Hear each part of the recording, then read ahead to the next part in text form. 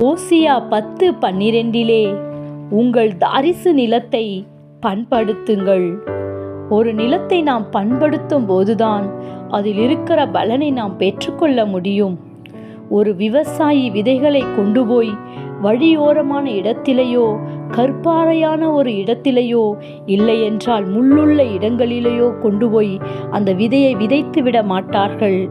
அந்த நிலம் விதைக்கப்பட வேண்டிய அளவுக்கு அது பண்படுத்தப்பட்டிருக்க வேண்டும். அதுபோலதான் நிலமாகிய நம்முடைய இருதயமும் பண்படுத்தப்பட வேண்டும். ஏனென்றால் இருதயத்துக்குள்ளாக பொல்லாத சிந்தனைகளும் அருவருப்புகளும் கசப்புகளும் வைராக்கியங்களும் கோபங்களும் முறுமுறுப்புகள் இவைகள் எல்லாம் இருதயத்துக்குள் இருந்து வருகிறது. இப்படிப்பட்ட இருதயத்தை தான் நாம் பண்படுத்த வேண்டும், நாம் சரிபடுத்த வேண்டும். அப்பொழுது கர்த்தர் வந்து நம்மேலே நீதியை வருஷிக்க பண்ணுவார். இருதயமாகிய நம் நிலத்தை நாம் பண்படுத்துவோம்.